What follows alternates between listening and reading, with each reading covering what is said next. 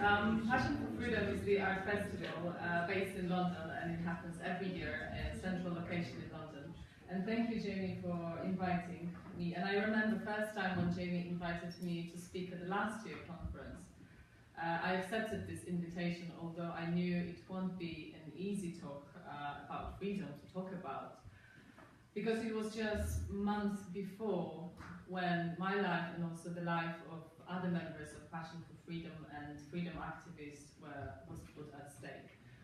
It was hundreds of bullets for shots, and I remember someone shouted just on the floor, and I was crawling on my knees, and I was trying to find an escape exit as other people, and eventually when I found a secure place under the dark curtain next to the stage, I was having just two thoughts. One thought was whether my good friend Agnieszka, curator of Passion for Freedom, is she safe? Is she still alive? While the bullets were still firing, I had another thought. Stay still. Don't breathe. Don't move. He cannot notice you. So it could be a scene from the movie thriller or a chapter from the crime novel. And I wish there was a film director, probably in some Hollywood movie action, that would come to the stage and say, cut, we have to stop, repeat again. His shoes were sticking out from the curtain. And I remember my heart was beating at the record speed. So it was not a movie thriller, it was not a crime novel, it was none of this.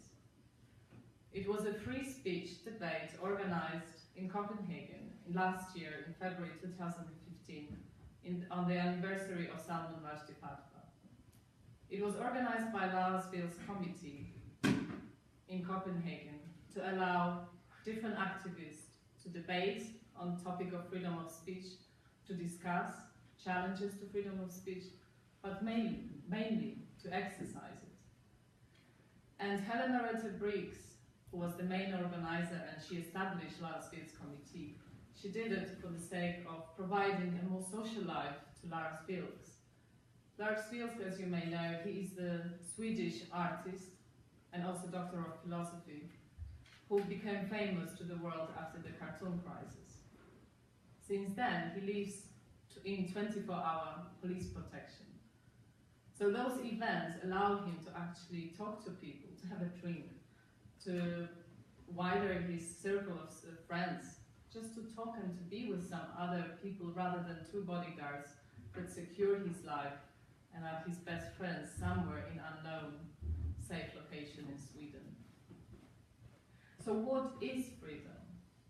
How easy is to lose it? And how hard is it to get it back? Those three questions we ask to all artists around the world during the annual Passion for Freedom Art Festival. And these are key questions which we have to ask ourselves every time when the freedom of speech and when freedom of expression is in danger. And I would like to show you some couple of images from brave artists who come to our festival every year, and despite threats, despite different family issues, or despite the countries they are coming from, where the politicians cannot stand up, the artists speak out.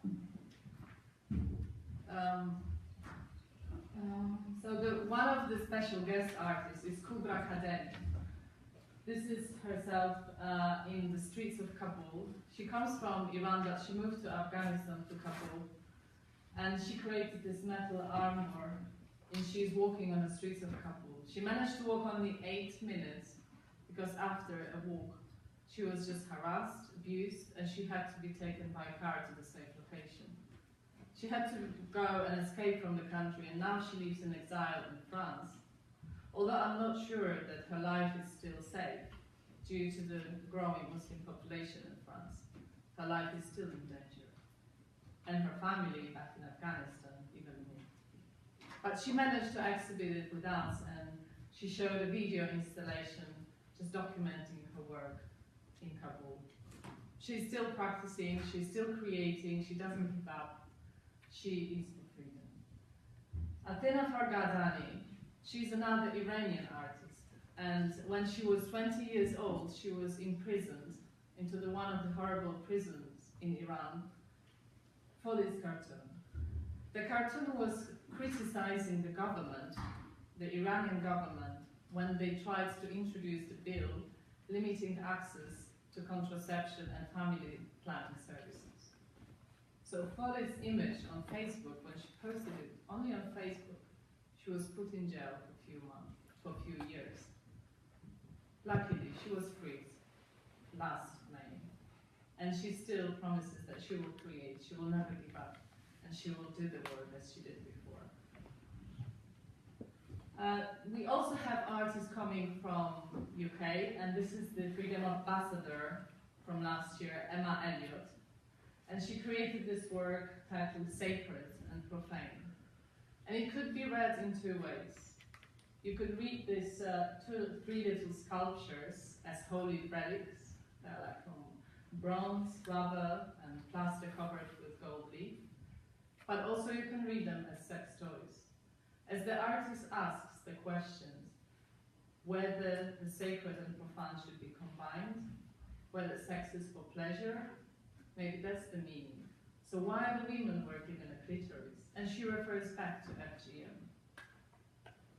How many cases of FGM were executed? So how many girls and women were abused by FGM in UK? More than 100,000 in UK. And these are figures from 2012. And not a single persecution since then. Another artist we also show the beauty of the female body. But this image was censored on Facebook. Apparently Facebook is more scared of women's nipples than the ISIS beheading. So many times that image couldn't be appeared or was pixelized on the nipples of this beautiful siren. That was a video installation. But this image, maybe you've seen this around in some mainstream media last year. That is quite a witty and jokey one, but it led us into a little trouble. And let me cut the story very short. That when we secured the gallery last year in central London, it was a gallery between Buckingham Palace and Trafalgar Square. It was Mall Galleries. A beautiful 3 spaces next in a prime location. And we knew that some special guests like Lars Vilks or another guest like Lars Hedegaard from Denmark, who also requires 24-hour police protection, would come and visit us. Also some Bangladeshi bloggers and people whose life is in danger. So we thought that's the prime location, that's the most secure.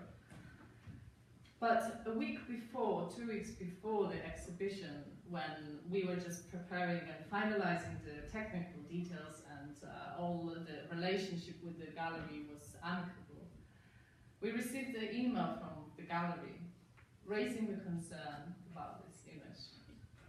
So you can see this like little Sylvanian family, and at the background there are little hamsters dressed as ISIS. So they are in danger, the Sylvanian family is in danger. It's a satire. But that image caused us trouble with police.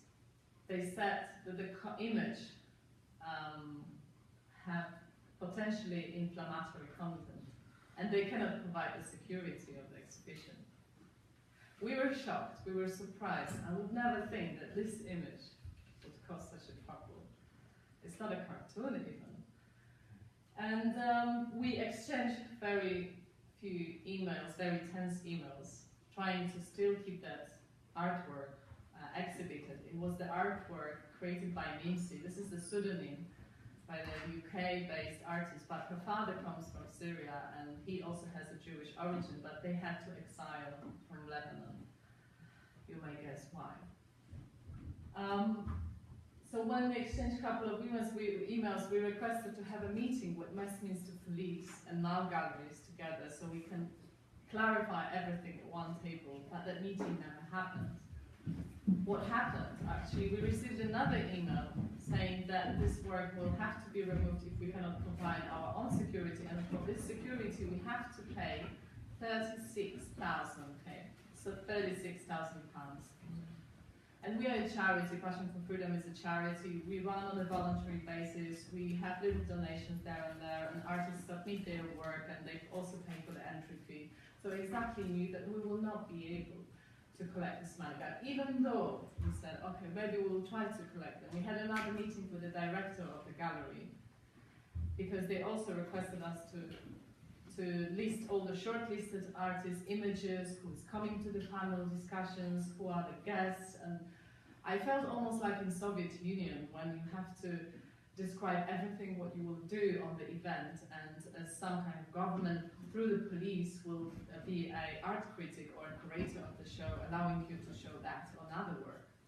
So we did have that meeting, and the director claimed that even though we collected £36,000 in a few days before the exhibition was open, there is still a clause in the contractual agreement that if the gallery thinks that one of the work is inappropriate, they have the right to remove it. So we had a lot of debate within the Passion for Freedom what to do with this situation, because we are fighting for the freedom of speech. But there are also other hundreds of artists who are coming, hundreds of guests. So we decided to see how the situation develops. And we decided we didn't have actually a choice whether we collect money or not. The artwork will not be shown. So we rolled out our red carpet. We invited hundreds of guests. And Jamie was there, Peter Whittle was there, a lot of brilliant people came. And in the end of the exhibition, we were distributing the little postcards in red envelope outside of the gallery, which was allowed. And again, I felt like in communist Russia when you had to deliver the message secretly underground, so people at least knew what had happened and which work they hadn't seen. And on the next day, the whole media picked up the message and we sent out the press release, and it got to people. And I still don't understand why this image was censored and banned from the Mao galleries. So in order to keep our victories somehow on our side, we decided to collaborate with Channel 4, and we found a public square in Dalston Square, and we did a pop-up exhibition, one-day pop-up exhibition on Dalston Square in East London, just to prove that we can do this. And this documentary, you can watch the space. It will be screened very soon, probably just waiting for a good slot between some horrible news from Europe, but the documentary will be screened, so watch the space. And I would like to finish this presentation with a little poem from the Niemeyer, paraphrasing his poetry from Second World War. And it says that, let me think, just not to spoil that. There were cartoonists, and I didn't speak out because I was not a cartoonist. There were artists killed. They came for the artist, but I didn't speak out because I was not an artist. Then they came for Jews, and I didn't speak out because I was not a Jew. Then they came for me, and there was no one to speak for me. Thank you.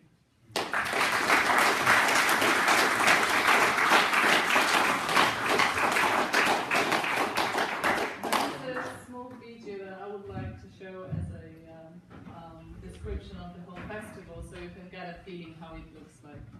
It's very short movie. Yeah. Yeah. Yes.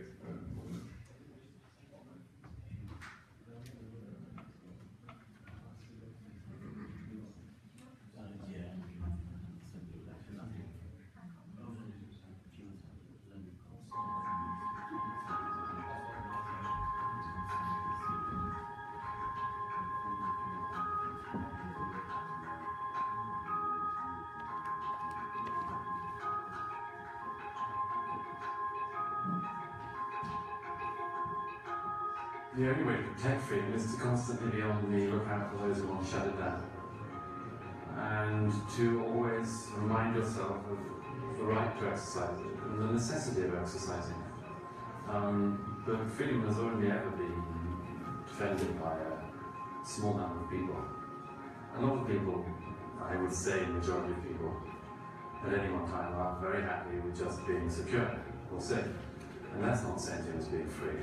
I think here at Passion for Freedom, you see this amazing range of art from an amazing range of people, all committed to the same idea and all passionate about freedom. And it's a wonderful thing. It's a wonderful thing to see, and it's a wonderful thing to see growing and getting better year by year.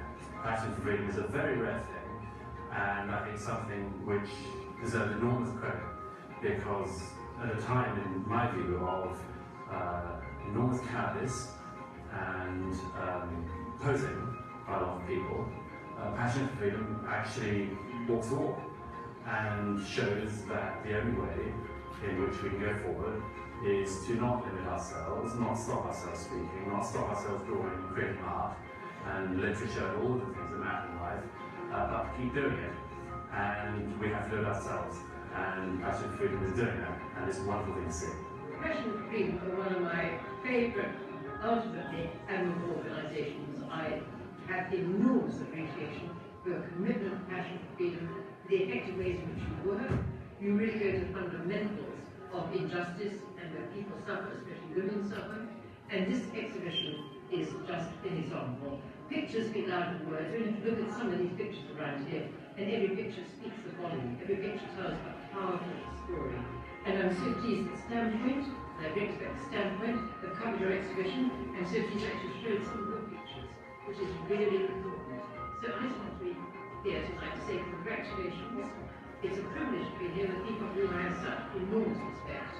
And, you know, when we sort of talk about freedom, you care passionate about freedom, I care passionate about freedom in this country and abroad.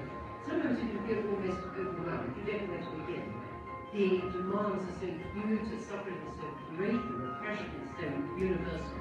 But we have a little motto in my organisation: I cannot do everything, but I must not do nothing. What I love about passion for freedom is you do a lot.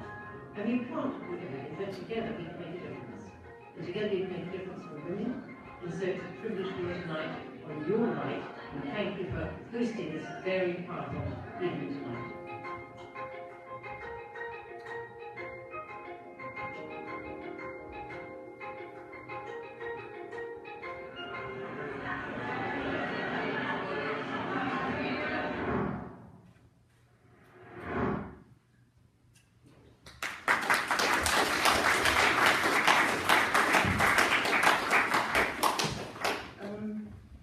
Would you like to take any questions? Maybe. Oh, does anyone have any questions?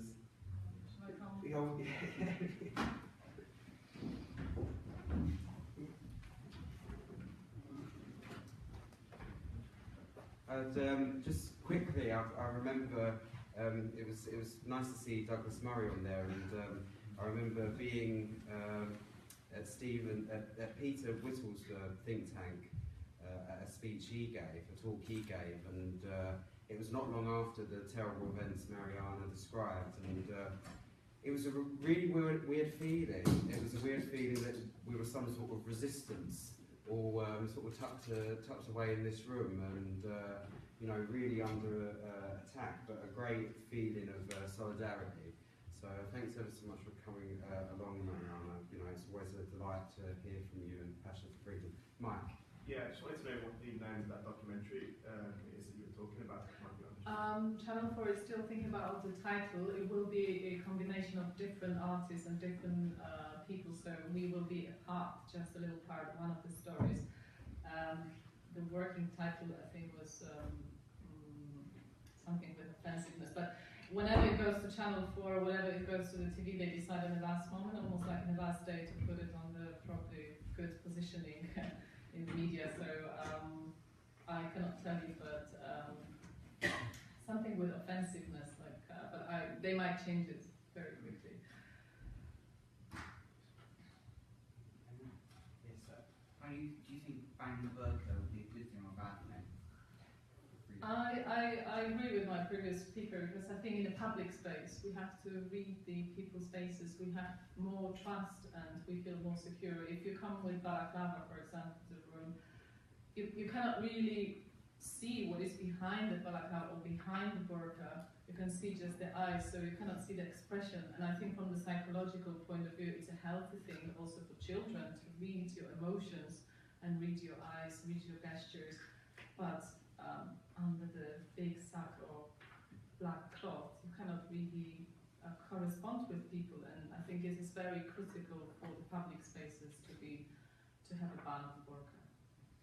Gentleman at the back.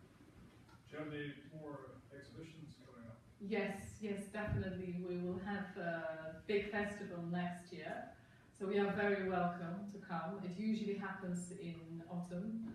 We will see what kind of gallery we can get. If you have any ideas or anyone who is so brave to give us the space, that would be lovely to hear from you. Otherwise, we will be supporting some of the artists in autumn.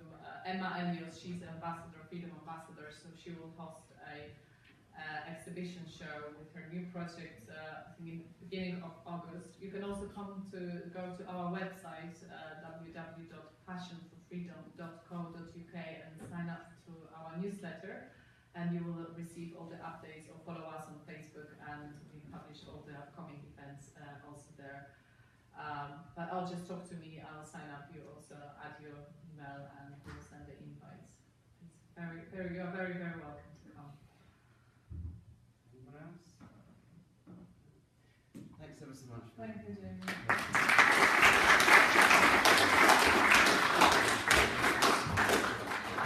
I really would suggest getting involved with Passion for Freedom and supporting them and joining them, and I'm sure she's going to stay around for a bit. So if you've got any questions, I'm sure she'll have to answer them. And next up speaker is UKC member and recent candidate in the two-team by-election, Elizabeth Jones.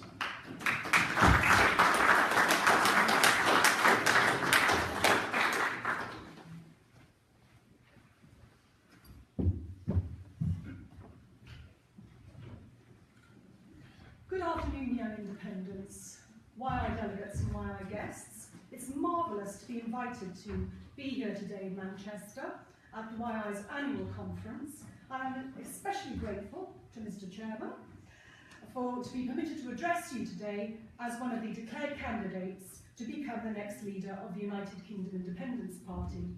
I'm particularly proud that we are in Manchester today, otherwise formerly known in the 1990s as Manchester, probably a bit before your time. Manchester has produced 25 Nobel Prize winners, including Ernest Rutherford, Niels Bohr, and the Russian duo who discovered graphene. I think they're Geim and Novoskov. Anyway, those two chaps have set up home in Manchester in the United Kingdom because they think that that is best for the scientific advancement of their careers. Fantastic. And more we'll be doing in Manchester. Before I address the particular hot potato of candidacy, let me first extend my sincerest congratulations to you in this UKIP's youth movement. You've dedicated your energy, your time, your enthusiasm to this fantastic movement, and I'm extremely grateful to you. If you all remember, back in November, Nigel Farage started his Say No to EU campaign, and the very first event was to take place in the Emmanuel Centre in Westminster. I don't suppose many of you are aware of the background panic that caused, but the night before the conference was due to begin, we realised we had absolutely no one to man the doors, to look after the cloakrooms, to look after the guests coming in and out. So the call went out in the London region to London YI, and lo and behold, on the morning the next day, we had over a dozen YI people there running the whole show. So I'm really grateful to YI and your enthusiasm and your engagement with UKIP, particularly kick-starting that fantastic campaign, which went basically from November up to May and did result, I think, significantly in us achieving the Brexit win. Also, I have to thank you tremendously for your significant help during the course of the Brexit campaign, for your indefatigable leafleting. I was hoping that there she is, my London Boadicea, Charlotte, fantastic. She leafleted till she dropped.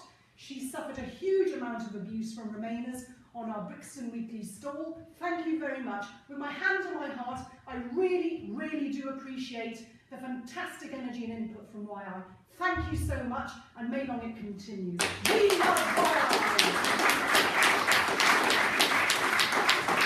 And thank you so much again. I feel great pride in YI, as Charlotte can testify. Now, in UK, we love our youth movement. Well, what's happened to the young Conservatives? They seem to have vanished off the face of the earth. Do we like the young Conservatives? It seems that they've been banished from public view because of their absolutely awful behaviour to their fellow members. It seems there's a lot of bullying going on. I've never heard of any bullying within YI at all.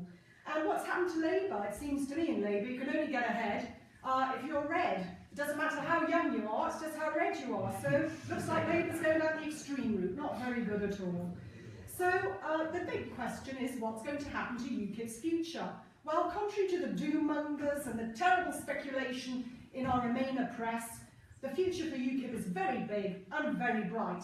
Come on, you don't win a referendum with 17.4 million votes, with a 72% turnout without having a big future. You don't win a first-past-the-post general election with 4 million votes and don't have a big future.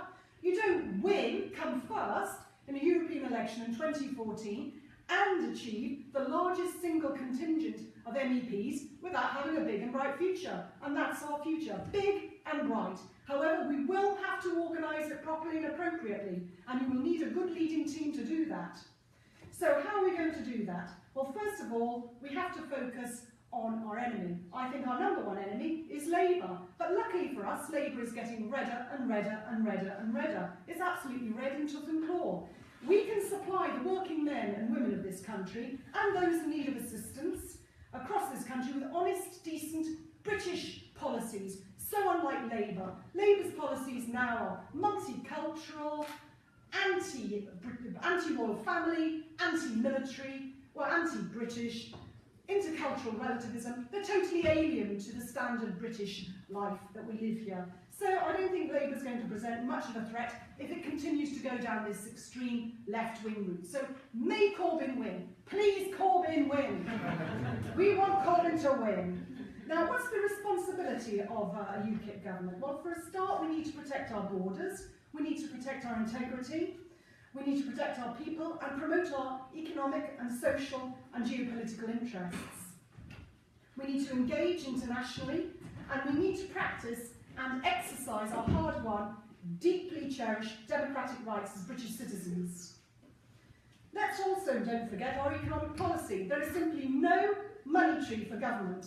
Deficit financing is stealing our children's future, and indeed it's stealing your financial future now. How many of you here think that you'll be able to buy a house before you're 40 years old? Hands up. Well, well done. Well, that's 1, 2, 3.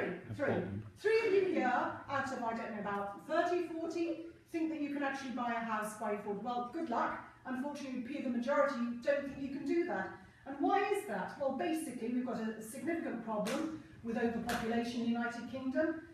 We have a problem with Blair, Brown and Cameron have basically created a property market that's so obscenely unbalanced that so few of you can actually buy homes. What are we to do about that? Well, we are not going to take the brake off immigration. It looks to me that the Conservatives have very much taken the brake off immigration with regards to their current policies under May. We are not. We are still going to give that strong policy directive that we will want to monitor immigration. We do not accept the situation that's happened with May.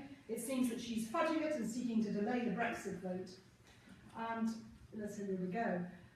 Right, now other ways forward for the future of this party. We need to be more participatory. We need more people on school governor boards.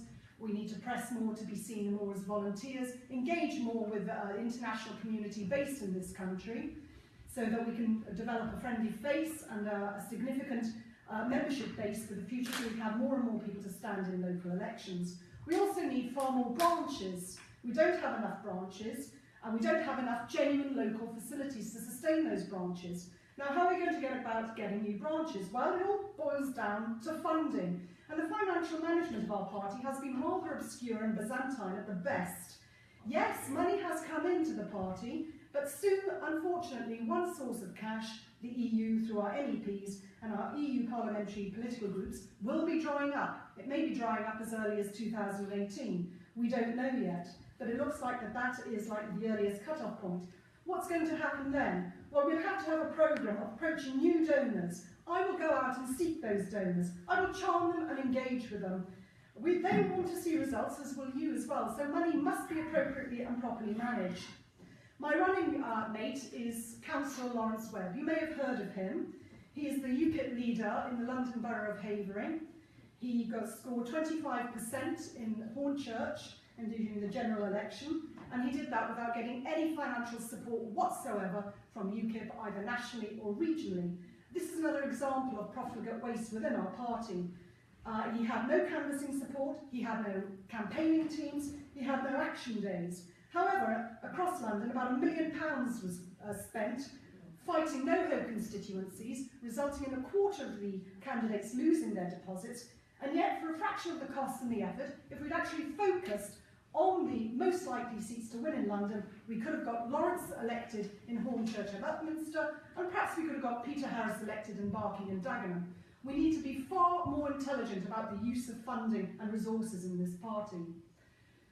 So, where do we go from here again? Well, we need to build up hugely in the north of England and in Wales. We need to concentrate in Greater Manchester, Lancashire and Yorkshire and the north east. Well, UKIP is certainly going to have its best chances of success in the general election. My number one job would be to push this forward. We want to be the vanguard in the north of England, and the north of England UKIP branches will be extremely important for the forthcoming general election. Now, how again do we go about that? What are we going to do with policy? What are we going to do with our marketing strategy? In 2015, UKIP produced a fantastic, thorough and well thought out manifesto for government. That went largely unnoticed by our media, but then what do you expect?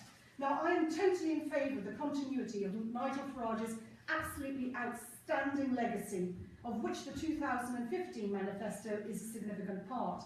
This party is young enough to continue to develop organically, and we certainly do not need the top-down public relations interference with a new set of colours, a new logo and a new name. It has taken us long enough to establish UKIP as a name. We certainly are not going to be changing names, we're not changing colours. We may tweak the logo a bit, bring it back up to date, it may refresh it a bit, but certainly no name change, no colour change. Let the others do that. If the Conservatives want to spend millions of pounds on putting together a green oak tree logo, fair enough. If the Lib Dems want to spend millions of pounds changing their names from SDB to Lib Dem, that's up to them. If Labour want to go from Momentum to Madness and Mayhem, again up to them. We don't need it. We've got a strong enough brand, and I would say our brand is now clearer than any other major political party. Everyone knows what UKIP's about. Everyone understands our colours and our logo. It's quite clear. Same can't be said for the others. So, no change there. Now, UKIP will remain UKIP. We have to remember that we are still in the European Union. All right, we did win. We won the referendum, and that's fantastic news. But we are still in the European Union. So all this talk of free trade deals, all well and good, fantastic for the future, but it cannot happen until we're out. We need to put consistent pressure on Theresa May to ensure that the 17.4 million people who voted out get their voice. She has to understand that the majority of people do not support freedom of movement. The majority of people here are not supportive of her migration policy, and we certainly do not want any legal compromise of sovereignty. I want you here to all agree with me now. Do we want shot of the European Court of Justice in Luxembourg? Because I certainly do. Yes, thank you. Do we want shot of Juncker and the European Commission on Directives? Because I certainly do. Do we want out of the Common Agricultural Policy? Yes. Do we want out of the Common Fisheries Policy? Absolutely yes. Thank you for reminding yourselves of these basic policies that we are opposed to. And until it's delivered, UKIP will remain UKIP. Now, I just want to say, in order for Lawrence and I to achieve what we want to achieve, this will involve a lot of behind-the-scenes alliance building, and it will be necessary for us to take this to the next stage. In future, all UKIP YI members need to know that when they join this party, there will be a clear political career for them. At the moment, the way the party is structured, there is no career path. People, youngsters particularly, need to have a career path. They need to know that they can join a party that will be credible and will perhaps enter into a coalition with the ruling government, that will be running local authorities, and that will be steering the regional and devolved assemblies across the nation. So those are my ambitions for UKIP. Anyway, I'd like to backtrack. I understand also that there have been some discussions today about the NEC. I am an NEC member, and I've been an NEC member since 2015 December. Now, I think there have been some slight misunderstandings. Please forgive me, Chairman. I understand that our Chairman today said that the NEC was seeking to abolish YI. Is that correct?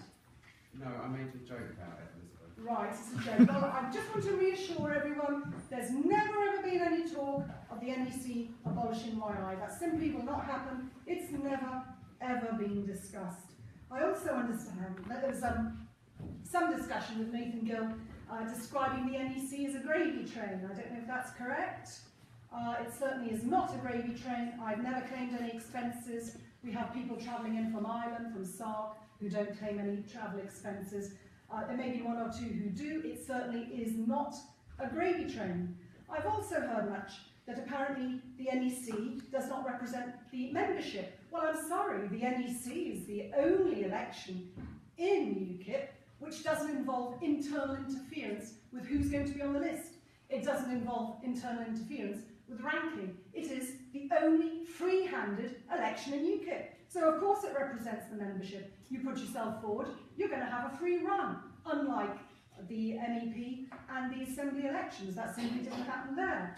I accept, yes, the NEC does need change. That'll be part of my platform. I do have a whole series of changes I want to make to the NEC to make it more efficient and more democratic. I do not agree that it should be completely abolished and abandoned, because it is the independent governance body of UKIP.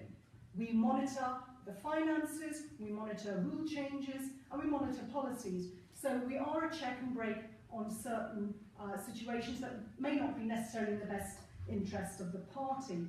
So I've nothing further to add, but the NEC isn't as half as bad as it's being portrayed. And always ask yourself, who exactly is the person complaining about the NEC, and why are they? Thank you.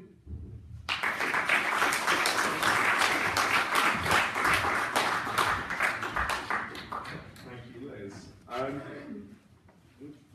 Next up, we have I kind of know quite well from the past 2 weeks of the campaign, who I work with, my fellow running mate and the new chairman of Young Independents, Jamie.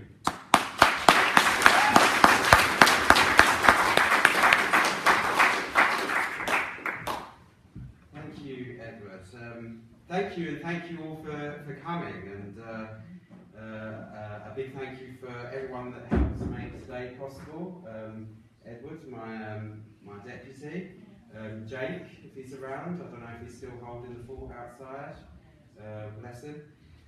All those on my interim conference committee, Jack, Fraser, Liam, who's picked this fantastically fat picture of me, and thank you to all the speakers and the leadership candidates who made it in here today.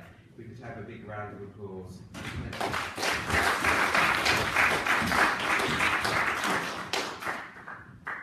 I also think we need a big round of applause for ourselves, because we did it.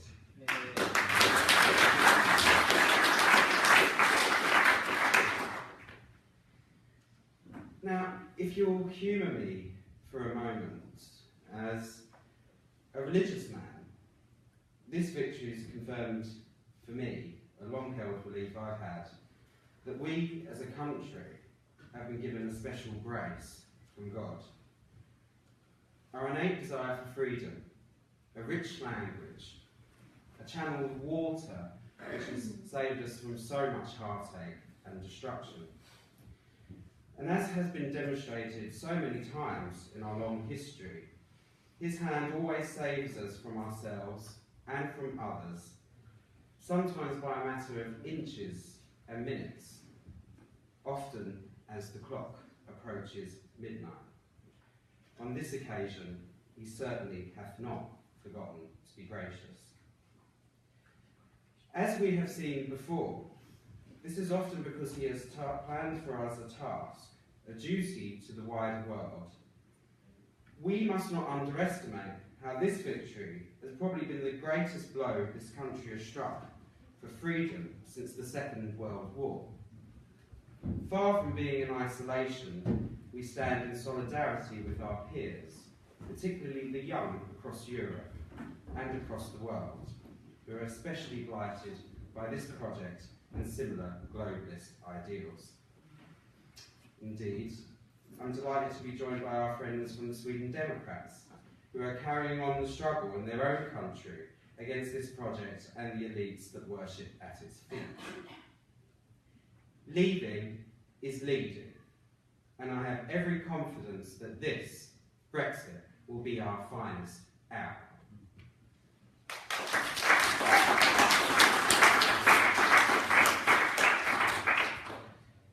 Not that you would know it from the howls against democracy from our tired, rotten pantheon and the spoiled middle-class children that hold it up like misshapen Doric columns.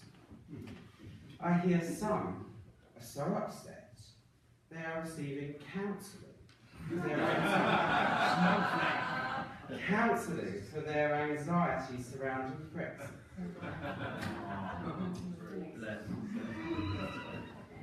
Good.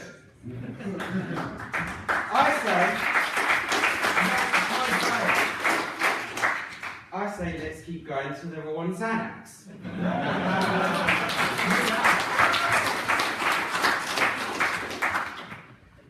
But we must accept as a youth wing that these people are beyond our reach. We will never be able to persuade them otherwise. And it worries me that for the first time in perhaps 60 years, a huge proportion of the youth of a country has been so enthralled and hypnotised by authority and by the establishment of government.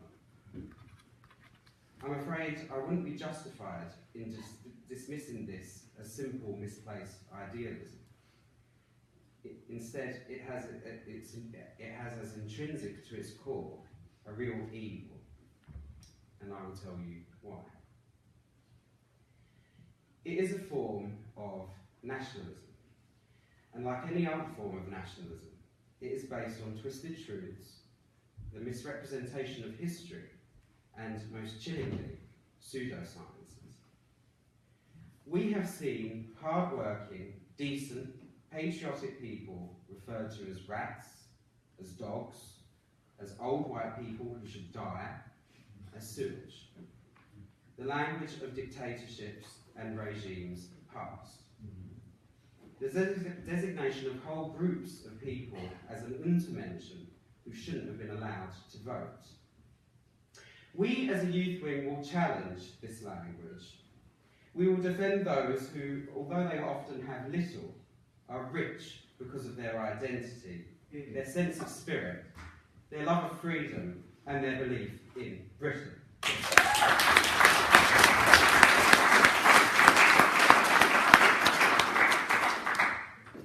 The people who in real terms have everything, because like us, they see their fellow countrymen as their family, and these islands as the greatest mansion they could possibly share. Ours is a language of love, theirs of hate. Ours is a message of hope, theirs of doubt. We are proud British patriots, they are ugly EU nationalists.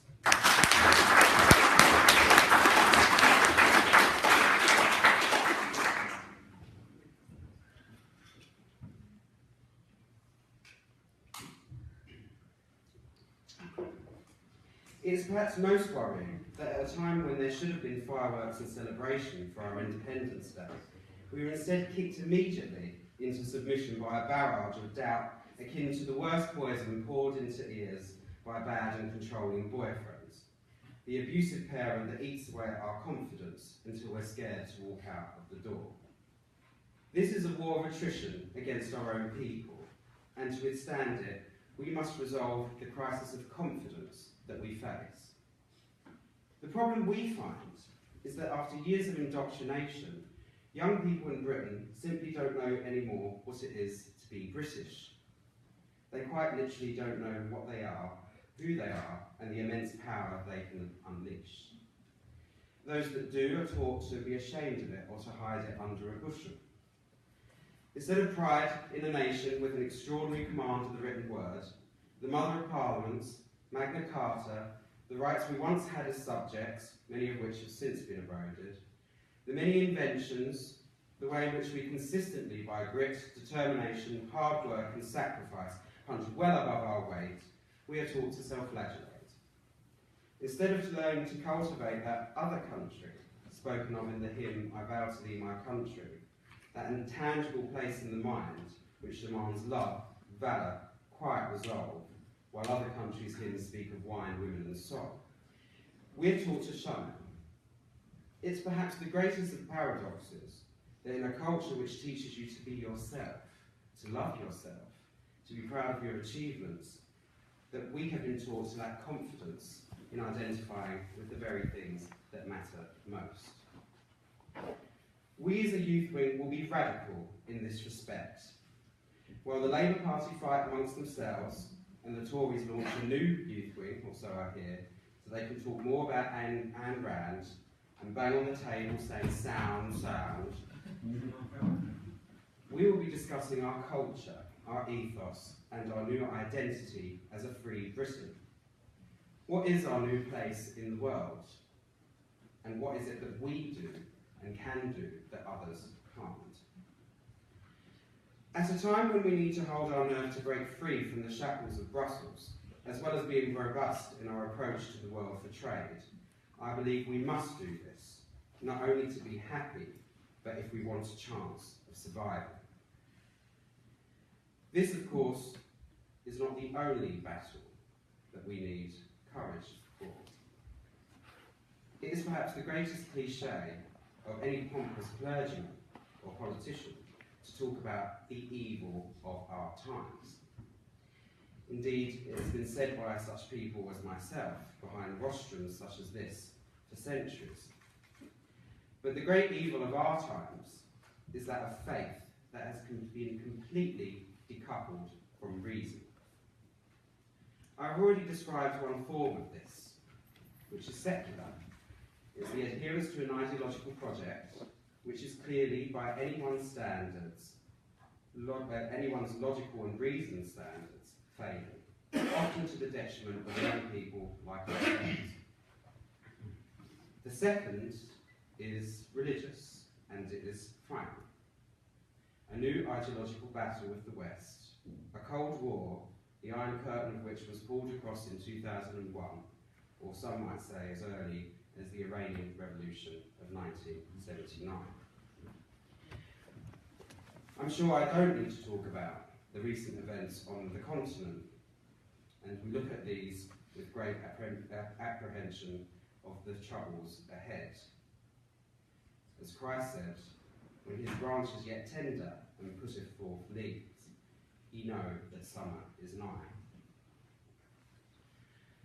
A person who does not have faith, who does not believe in himself, will not fight back. A person that does not have pride in his heritage will not defend his home and his family. A person who believes he has nothing will not lock the door. And a person who out of fear makes excuses for evil will eventually find himself the victim of it. If and when these troubles visit our door, we will need the self-belief required to meet this threat squarely. The only other option is surrender. And for those that love this country and everything that we stand for, that is not an option. This test of confidence, however, starts with us. We must learn to stop ceding the moral high ground to our opponents. We must learn to stop apologising for the views we hold and to proceed with the surety that our position is the moral, reasonable and right one. We are at a terrible disadvantage in this respect. Indeed, so sure are our opponents of their moral position that we see a whole new breed of little fascists springing up in workplaces and campuses up and down the country. I'm of course talking about the so-called social justice warrior, or the SWJ. Or SD. Yes, they don't. I'm so happy to have here today a great colleague in Thomas Collins, who spoke to us about how he's going to take on the NUS. I'm also very happy to welcome a good and brave friend, Mariana, who's quite literally been on the front line in the battle for free speech. Free speech is a fundamental right. It is also the best safeguard against intellectual flabbiness, groupthink and repeated mistakes. It is vital to our prosperity and happiness to have a rich marketplace of ideas. And it is vital to our democracy that those in positions of power can be challenged. Nowhere is this more important than in an academic environment, where debate and the marketplace of ideas should and must flourish. If it does not, we end up with another problem that will hold us back as we reach into the world. That of a nation of people taught what to think, not how to think. I am very proud to announce that Young Independents will be the only youth wing to take the battle for free speech to our schools, colleges and universities.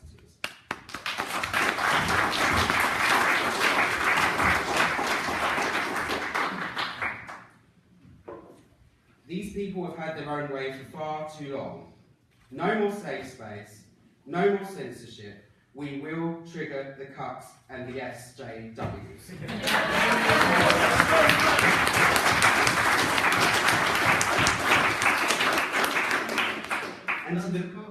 And to the people in YI and UKIP who want to kowtow to such people, do us all a favour. Go and join the Liberal Democrats.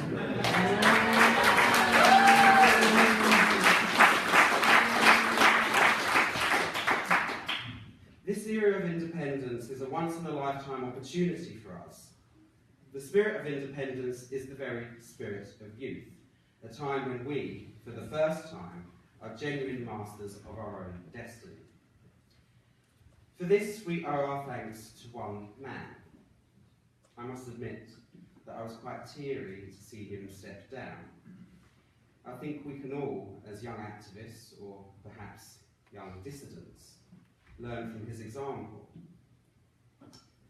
I worked on the campaign in South Thanet, and I remember arriving at where I was staying after being introduced to the team in the office.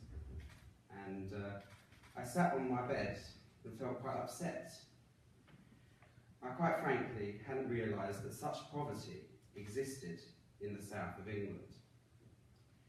I sometimes worked close to Nigel on the doorsteps and in the street, and I can tell you that this was a decent man. He was genuinely moved by the plight of these people, the forgotten, the cast aside, and the frequently demonised. This was a man who chose to do what was right rather than what was easy. A man who, rather than choosing a comfortable life, chose a great life. In doing so, he brought us to where we are today. For that, thank you, Nigel.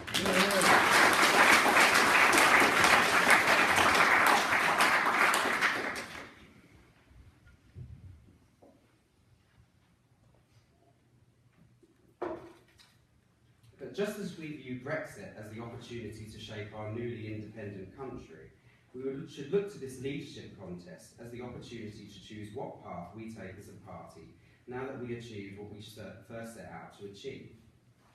I look forward to working with whoever is elected as leader in the next chapter of our party's young history. But first, a word on that contest, gentlemen and ladies. Keep it clean, please. I have already heard of the most shameful and tacky manoeuvres, often by non-entities and rent seekers, so busy protecting their interests, they care not to the damage it causes us and our movement as a whole. And we could frankly do without such people.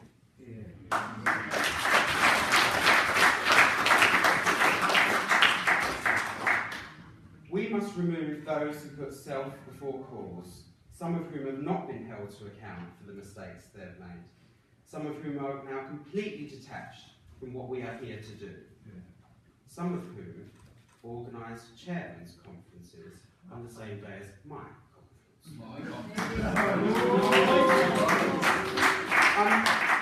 I'm not naming names, but any of the candidates up here are interested, let's talk.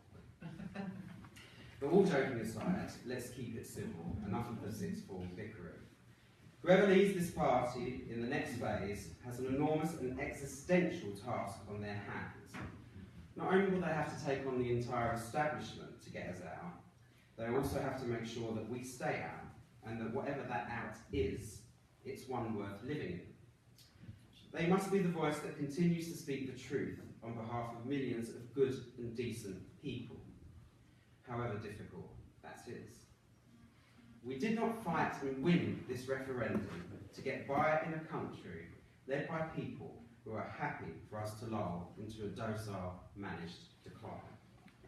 My good friend Peter Whittle had an interesting allegory as to what UKIP's role was. He described us as the negotiator, talking Britain away from the cliff when it was just about ready to plunge itself into oblivion. We have already persuaded her. Whoever is the next leader has the task of grabbing her by the hand and leading her to safety. I'm looking forward to the year ahead in probably the most interesting time we've ever experienced in British politics. And we must never forget what a beacon of freedom and democracy Britain is to the rest of the world. The words of support Young Independence has received from young people across the globe is most touching and pays testimony to this. People are placing their hopes on us, and we have a duty not to abandon them. So, let's continue the fight for a free Britain, a Britain to be proud of. And as we have hitherto in our long history, let us lead the way to a free Europe and a free world. If we do it right, as a youth wing, as a party, and as a country, this will be our finest hour. Thank you.